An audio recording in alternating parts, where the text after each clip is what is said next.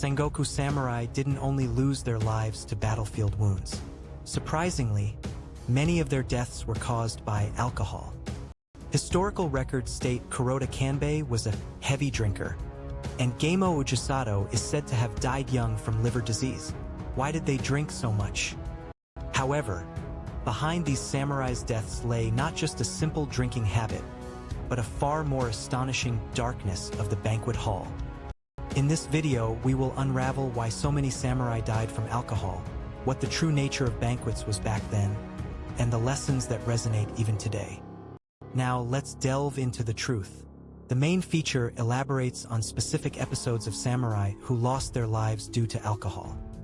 The Sengoku period was an extreme state, constantly on the brink of death. The stress of never knowing when their lives might end drove samurai to drink.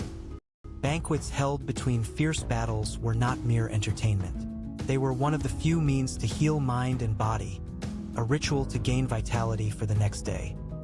Furthermore, banquets served as venues for intelligence gathering, alliance building, and political maneuvering to deceive enemies.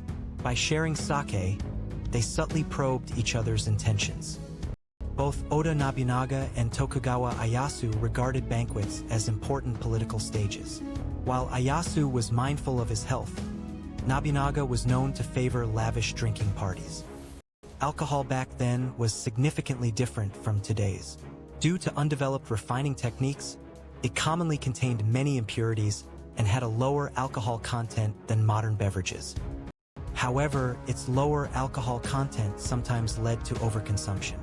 Moreover, poor storage conditions meant bacterial growth was not uncommon.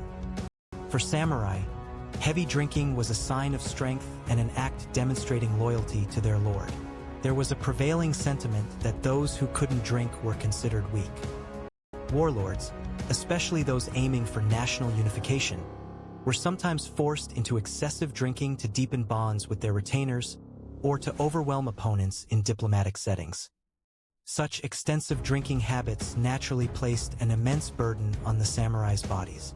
The damage to their liver and internal organs, in particular, was immeasurable. In an era without advanced medicine, recovery from illness was extremely difficult. Alcohol undoubtedly shortened their lifespans. Let's look at specific examples. Kuroda Kanbei, known as Toyotomi Hideyoshi's strategist, drank excessively at numerous banquets and suffered from ill health in his later years. Geimo Ujisato, son-in-law of Oda Nobunaga and a renowned general admired for both bravery and culture, is said to have died tragically young at 39 due to his extreme drinking. Their deaths cannot be dismissed as mere overdrinking. From a modern medical perspective, it's highly probable they suffered from alcohol-related hepatitis, cirrhosis, or strokes. Even more terrifying is how alcohol was cunningly used in a way that directly led to the samurai's cause of death. This was poisoning at banquets.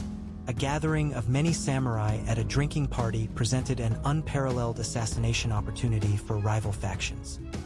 By mixing poison into sake, it could be disguised as a natural illness or an ailment from overdrinking. In fact, records show a banquet was held just before Oda Nobunaga's assassination at the Hannoji incident. While records of poisoning are scarce, it cannot be denied that assassinations using alcohol may have been concealed behind suspicious illnesses or sudden deaths. Furthermore, the primitive brewing and storage techniques of the time indirectly harmed the samurai's health. It's also been suggested that harmful substances like mercury and lead could have been present. Beyond alcohol, the diet of the time often lacked nutritional balance. Especially for nobles and high-ranking samurai, their lavish meals were said to be deficient in meat and vegetables. Excessive drinking, malnutrition, and the stress of continuous warfare combined to erode the samurai's physical health. Sengoku period banquets were not just drinking parties. They were social gatherings bound by strict etiquette and unspoken rules, a shuraba, a fierce battleground, where loyalty was tested. The etiquette of hospitality was highly complex. Deep meaning was imbued in everything from the timing of serving, the type of dishes offered, to even how sake was poured. A lord offering sake to a retainer was both an act of appreciation and a test of loyalty and capability. Refusal could easily be perceived as disloyalty. Furthermore, getting drunk at a banquet was considered a samurai's disgrace and was strictly admonished. Yet, they were often coerced into drinking by their lords or senior retainers. In essence, samurai constantly faced alcohol amidst a dilemma. Too much is a disgrace, but not enough is disloyal. This resonates with modern drinking culture. It's easy to imagine that this forced drinking culture significantly contributed to eroding the samurais' bodies. Many must have continued to drink against their will. Some samurai made mistakes or even lost their lives due to drinking. For instance, Kato Yoshiaki is recorded to have had a bad drinking habit, leading to blunders at critical moments. While alcohol smoothed human relations, it also possessed a dangerous aspect. It dulled judgment and could sometimes be fatal. This is a lesson relevant to modern society as well. Today, we benefit from health checkups and preventative medicine. However, such concepts were non-existent for Sengoku samurai. For them, illness was fate, something insurmountable. The understanding that excessive drinking caused disease was likely minimal.